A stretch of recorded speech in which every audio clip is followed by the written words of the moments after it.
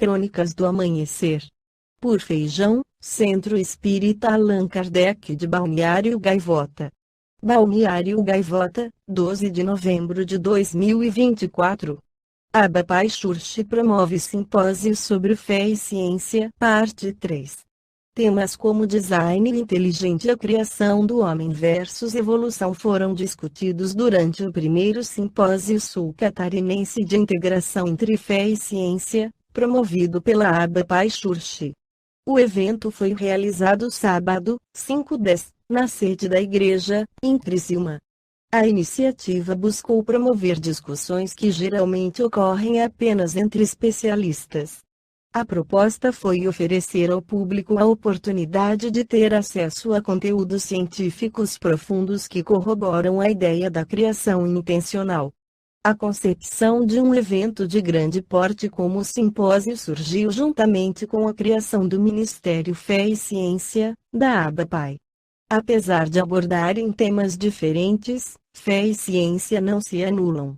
Existe uma militância nos meios acadêmicos que defende que, para ser cientista, é preciso ser ateu.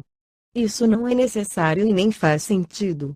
A pessoa pode professar sua fé e, ao mesmo tempo, ser cientista. Aliás, muitos ganhadores do Prêmio Nobel nas áreas de ciência eram cristãos. Nesse contexto, o simpósio irá explorar temas que conectam essas duas áreas, mesmo que, por si só, elas não pareçam interagir, explica o biólogo e líder do Ministério Fé e Ciência, Heitor de Jesus Mota. Gratuito e aberto ao público, o simpósio contou com palestrantes como Marcos Eberlin e Michelson Borges. Além disso, aconteceram sessões de painéis ao longo da tarde, com interação direta com o público. Eberlin é um dos principais cientistas brasileiros da atualidade. Borges, por sua vez, é teólogo, escritor e autor de diversos livros, além de editor de revistas. A ideia do simpósio foi colocar em pauta um tema tão relevante quanto a ciência em paralelo com a fé, mostrando que elas não são conflitantes, mas complementares. O Espiritismo é, ao mesmo tempo, uma ciência de observação e uma doutrina filosófica. Como ciência prática, consiste nas relações que se podem estabelecer entre nós e os espíritos, como filosofia, compreende todas as consequências morais que decorrem de tais relações.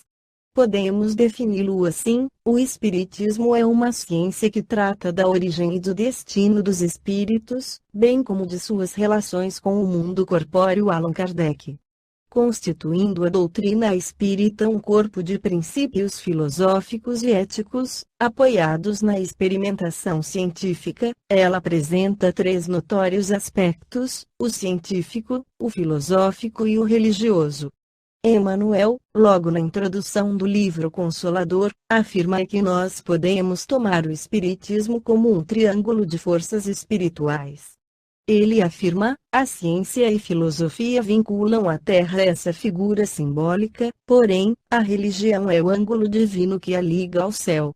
Discorrendo sobre essas forças espirituais, ele nos diz: no seu aspecto científico e filosófico, a doutrina será sempre um campo nobre de investigações humanas, como outros movimentos coletivos, de natureza intelectual, que visam ao aperfeiçoamento da humanidade. No aspecto religioso, todavia, repousa sua grandeza divina, por construir a restauração do Evangelho de Jesus Cristo, estabelecendo a renovação definitiva do homem, para a grandeza do seu imenso futuro espiritual. Explicando esses aspectos no livro Roteiro, capítulo 10, Religião, Emmanuel simplifica: a ciência multiplica as possibilidades dos sentidos e a filosofia aumenta os recursos do raciocínio, mas a religião é a força que alarga os potenciais do sentimento. Emmanuel estabelece a diferença entre religião e religiões no livro Palavras de Emmanuel, capítulo 36, Religiões, esclarecendo: a religião é o sentimento divino que prende o homem ao Criador.